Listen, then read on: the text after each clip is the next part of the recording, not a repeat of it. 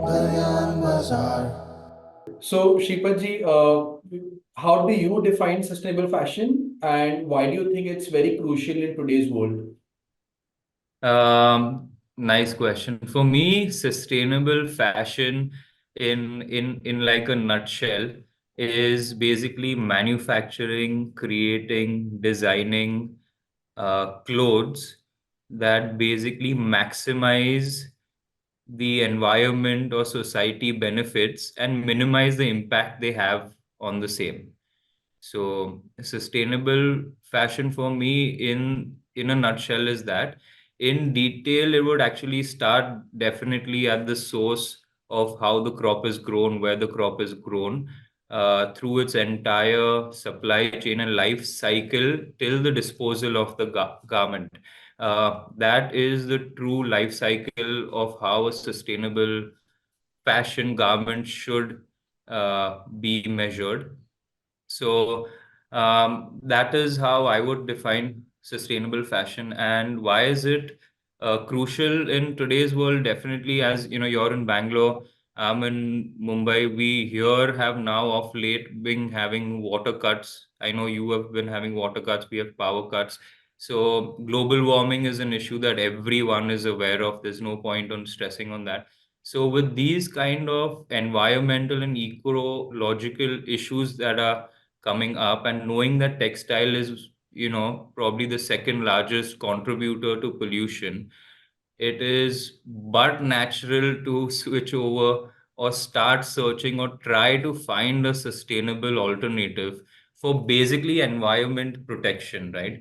um, to reduce the pollution, to conserve resources, to protect natural habitats, biodiversity, and so on. Because these are the things that get affected with our choices in the way we dress and the way we clothe ourselves. And it's not only to do with fashion in terms of apparels, but fashion in terms of home furniture, fashion in terms of accessories. I would say wherever fabric has an application, um, sustainable fashion definitely now post the pandemic uh, is in people's eyes playing a vital role because of, you know, everyone's aware of their social responsibility now in terms of towards nature, towards their own body, towards their own health, and you know, the climate change mitigation. There are a couple of issues why I feel it's, you know, critical in today's industry. I like the way you defined sustainable fashion. It's not just the fabric aspect of it or the textile, finished product aspect of it. The way you defined was a complete life cycle from source of the raw material to the what also happens to it post consumption. So that's actually a great way to put it. Yeah, Now, to, since yeah, sorry. yes. So since we are aware that Weaving Vibes is very much involved in sustainable textiles, it's a company about sustainable textiles. You've been doing a lot of work in hemp in India and globally. So if you could quickly kind of summarize your journey so far in hemp. My journey, though, it's a very short one. It's only been like 2.5, 3 years that we're in this journey, but it feels like 10 years because of the knowledge we've earned, the experiences we've been through, the kind of markets we've seen, and basically just consumer acceptance in this short span. So my journey started as, you know, as any unaware person was, with, you know, total misconceptions of, oh, hemp and marijuana might be the same thing. Is it the same thing? So I started off at a very naive stage. Then, because as you know, I had a manufacturing background from before, so I just started to research and kind of analyze and understand the manufacturing aspect of, is this fabric viable for me to make in terms of with the setup we have in our country, with the machineries we have available. And then later on I got on to, okay, how am I going to launch this in the market? How are we going to make this an acceptable fabric? So today, when we started off, definitely the nitty gritties of how to manufacture was what consumed most of our time. Once we cross that, now our journey is more on understanding what the consumer wants and then manufacturing a suitable fabric for the market. We don't want and we don't believe in stocking and dumping into the markets and forcing consumers to select from what is available. A big part of sustainable fashion is also maintaining the smallest inventory you can, or no inventory, is having the least amount of wastage. So on those lines, we really believe in our journey right now is towards made to order, is towards understanding what the consumer wants, what is his application, and then going backwards and trying to build a fabric for his end purpose. So, I mean, in our journey right now, manufacturing, we've manufactured a range of GSMs from 90 to 440. We manufactured a range of weaves from your plain Oxford weave, 12 weaves, herringbone weaves to a range of Dobby weaves. We do a lot of fabric dyeing, yarn dyeing, digital printing, eco printing, value additions such as water repellent fabrics and stain repellent and so on and so forth. And as I said, it's only 3 years, so we're still experimenting, but this has been our short journey, if I can say so far, in this industry. So thank you for sharing your journey. Also, to what extent do you believe that customer education and awareness will play a very, very important or a pivotal role in driving both the market potential of sustainable fashion is also kind of, increasing the pull in the market.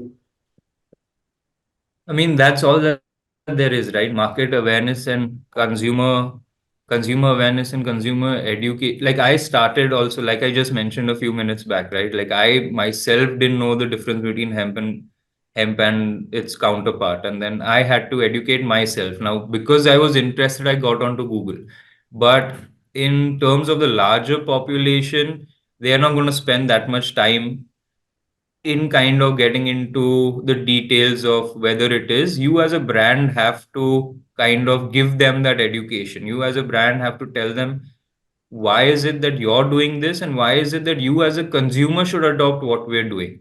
So having consumer education and awareness is, I think, plays the biggest role, the number one role in a market like this. And the second biggest role is being authentic to that market and supplying genuine products to that market, especially in something like sustainability, where सबको लगता है सस्ता होना चाहिए लेकिन महंगा है.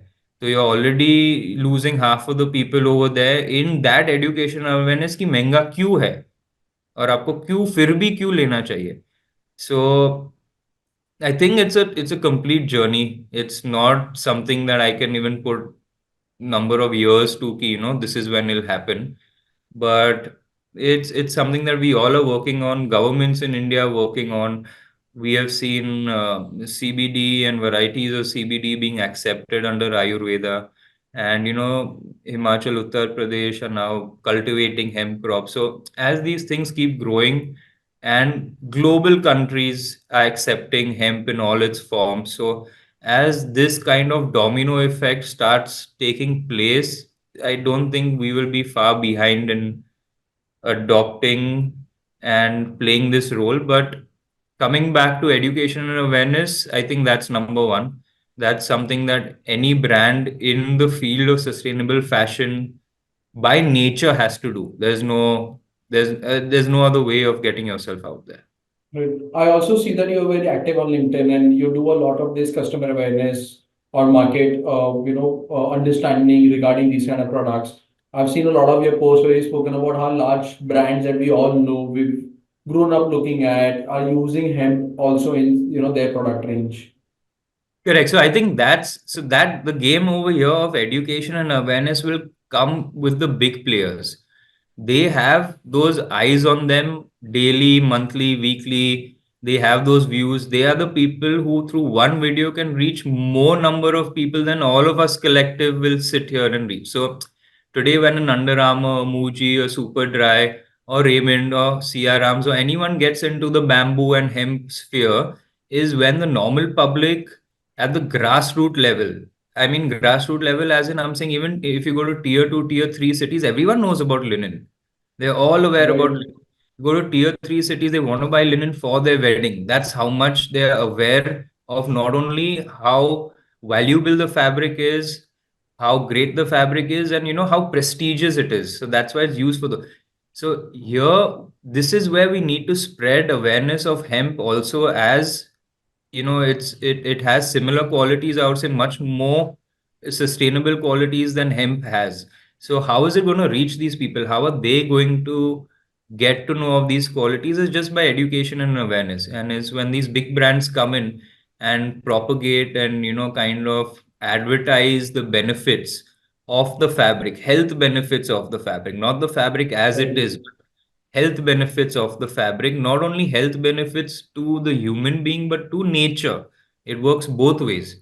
So here we're benefiting both of us. So when that education seeps in, is when the switch will start happening at the consumer level, where they will be voicing out and getting into what I call slow fashion, rather than choosing fast fashion. And a lot of people confuse slow fashion with, oh, this design is going to be here for a year on stock. Slow fashion doesn't mean that. Slow fashion will have different kind of styles and designs, but slow fashion means they're using sustainably manufactured, sustainably grown, sustainably sourced materials for their use, for your use. Yeah. Right.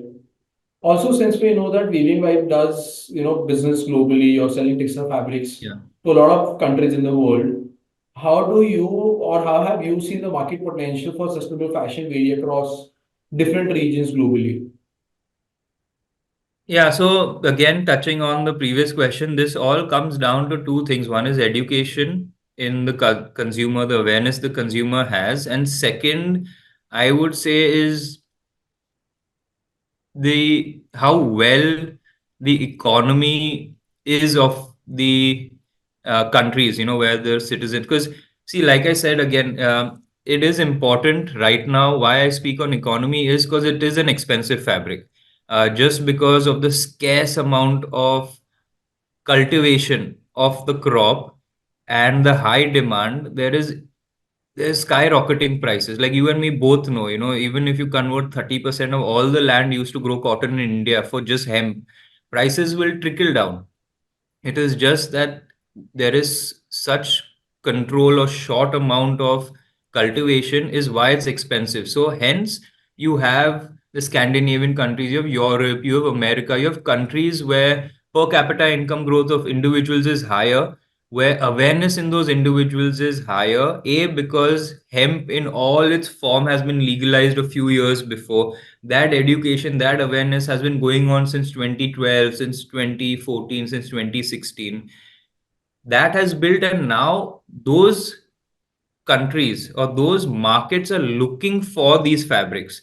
They don't want us to explain the benefits of the fabrics. They just need and know what they want. In India, we still have a lot of explaining to do. We still have a lot of clearing the fog, clearing the misconceptions behind this. We still have a lot of legality in terms of imports, or in terms of cultivation, in terms of what are the parameters to cultivate in, and so on and so forth.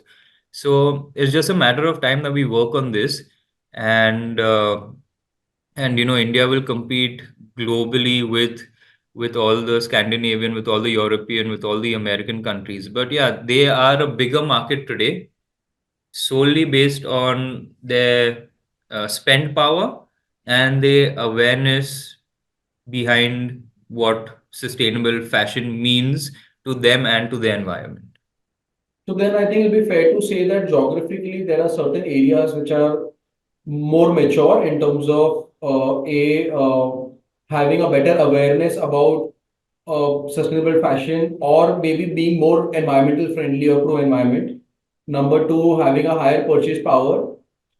So some of these elements, and once someone who's building for sustainable fashion or textiles should then look at these factors in terms of narrowing down on the geographies to begin with today, and then wait for other geographies also to kind of cope up and become a market segment for them. Yeah, I mean, if you can, if you have, because exports isn't easy. It's not as easier, I would say, as doing domestic. So India is a big market. The huge amount of, I think, every day the amount of sustainable brands grown in-house, as in India, is is through the roof. And I think we might become one of the biggest, not only like manufacturers, but also consumers of this product. It goes back into Ayurveda, like I said, and through our Vedas, it's been a part of us through thousands of years. It just got lost in the middle with cotton and polyester and, a lot of kind of, because at the end of the day, why economics I say also, because today when you don't have that much money, you just want the cheapest and the best. You don't care what has gone into it. But when you have a lot of money, then you have time to spend. Okay, now let me choose. Now let me figure out that is this actually worth my money. Here we don't get that time. So that's why it's always sasta kya hai or bikta kya hai.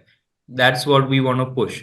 So here, when brands like us who are coming onto the slow textiles want to create a movement with sustainable fashion, I would say let's do it collectively, because it's so small that each one of us can help each other get into markets or get into avenues like that we didn't know.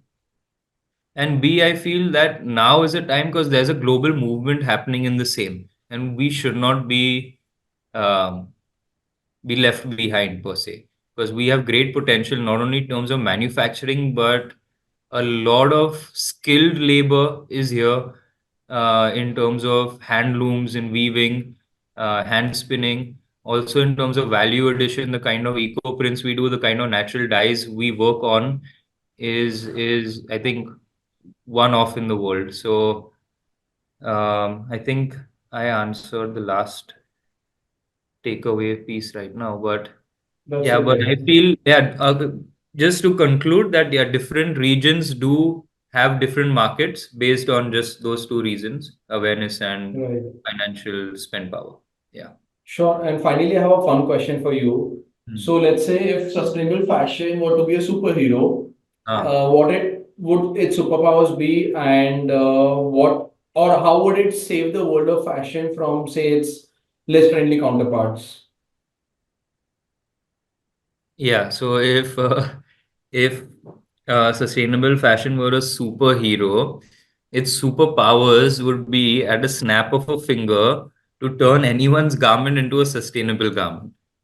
So you wouldn't Okay. even know that your, say, semi-cotton polyester fabric just turned into like 100% hemp fabric, or turned into a hemp blend, and you just walking around looking the same, feeling better probably.